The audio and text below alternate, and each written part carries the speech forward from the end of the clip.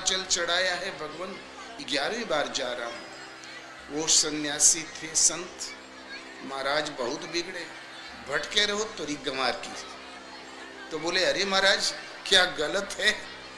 बोले गलत नहीं तो क्या, 1 बार 2 बार तीर्थ कर लिया अच्छी बात है, 10 बार गए तब वो तोरे भ्रम नहीं दूर हुआ। तो महात्मा जी बैठ गए, आगे महाराज ने विधिवत समझाया। स्वर कहते हैं श्वास को, स्वर स्थिर हो जाए, चिंतन ऐसा करो कि श्वास वांस की तरह खड़ी हो जाए। डोलत डिगे न बोलत विसरे, अस उपदेश दृढ़ावे। इस एक ही राम नाम का, ओम का उतार चढ़ाव श्वास पर है। श्वास तक की दूरी तय करने के लिए 2 सीढ़ियां नीचे पार करनी पड़ती है, वेखरी, मध्यमा, पसंती और परा। वेखरी वाणी से जाप करो, हरि कीर्तन करते हैं वेखरी वाणी, और बैठ के जम के जाप करो, राम राम राम राम खुल के करो। ओम जपते हो तो ओम।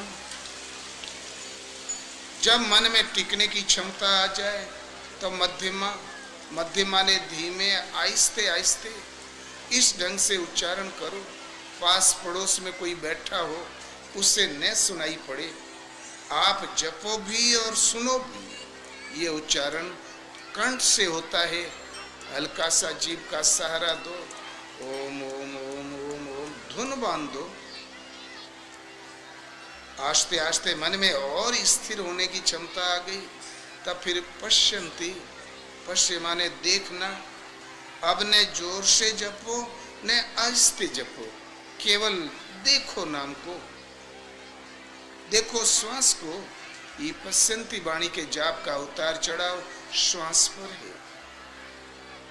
श्वासा शिवाय नाम के और कुछ कहती ही नहीं। मन को दृष्टा रूप में खड़ा कर दो, ये देखा भर करे कि श्वास कब अंदर गई, कब लौट के आई। जब आई 2-4 बार देखो। जब मन शांत खड़ा होके देखने लगे तो आहिस्ते से चिंतवन से नाम डाल दो।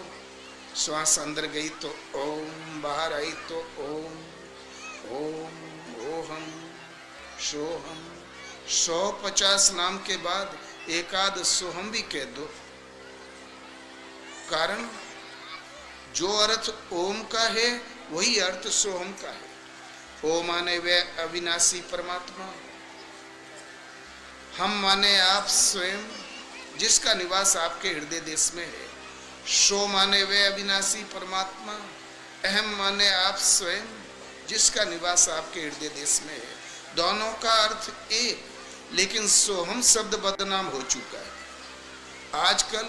आज घर छोड़ा, 2-3 महीना थ्योरी स्टडी किया, नहीं हुई थ्योरी स्टडी, तब तक तो है साधक, और जब थ्योरी समझ में आ गई, प्रस्तुत करने की क्षमता आ गई, तो फिर वो सिद्ध, मैं ब्रह्म हूं, मैं आत्मा हूं, सोहम, वो जो अविनाशी परम तत्व परमात्मा वो मैं हूं, बस हो गया। जो अकर्म कोई नहीं छूटा, ये जरूर बदनाम हो चुका, लेकिन अर्थ तो एक ही है। जाप करो, राम जपते तो श्वास अंदर गई तो रा, बाहर गई तो मैं, रा श्वास के साथ। श्वास को घटाओ बढ़ाओ मत। बुजुर्गों में बुढ़ों जैसी श्वास चलती है, बच्चों में बच्चों जैसी, युवाओं में युवाओं जैसी। सहज श्वास एक ऐसी धोखनी है, जब से जन्म हुआ मृत्यु नहीं होगी, पिंड नहीं छोड़ेगी, चलती ही रहेगी। आप सो जाते हुए चलती रहती है। केवल आपको करना कुछ नहीं, मन को सब ओर से समेट के बाजू में दृष्टा के रूप में खड़ा करना है। ये देखा करे कि श्वास स्वाभाविक श्वास कब अंदर गई, तो चिंतवन से नाम डाल दो ओम। फिर प्रतीक्षा करो कि कब सांस लौटे, जब लौटे तो चिंतन से डाल दो ओम ओम ओहम रा में। थोड़े दिन ढालना पड़ेगा, और फिर इसमें जो ढला ढलाया नाम है पहले से, वो जहाँ जागृत हो गया तो बस केवल देखा करो। रिनक धिनक धुनी अपने से उठे, सहज धुनी प्रसारित हो गई। मन की दृष्टि उस पे लगा भर दो। एक बार सूरत लगी तो लगी गई। और फिर श्वास जहां अचल स्थिर ठहरी विदित हुई, जे रामेश्वर दर्शन करही। जो कोई भी इस स्वर का साक्षात्कार कर लेगा, स्वर को अचल स्थिर खड़ा कर लेगा, देखने में समर्थ हो जाएगा, तो बिनु प्रयास भव सागर तरही। इस स्वर के निरोध के साथ ही ये मन की निरोधावस्था है। इसकी आड़ में जो छिपी वस्तु है उसी का नाम है राम।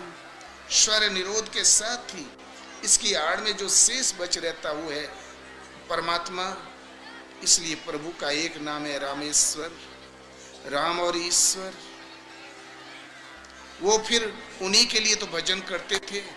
प्रयास खत्म, साधना हुई पूरी, भव सागर तरही। वो भव सागर तर जाता है। ओ जे गंगा जल आनी चढ़ाई, तेसा योज्य मुक्ति नर पई। उस वक्त भगवान दिखाई पड़ेंगे तो अपनी जानकारी देंगे, आप में दृष्टि बन के खड़े हो जाएंगे सामने में स्वयं। नहीं समझोगे तो समझा लेंगे।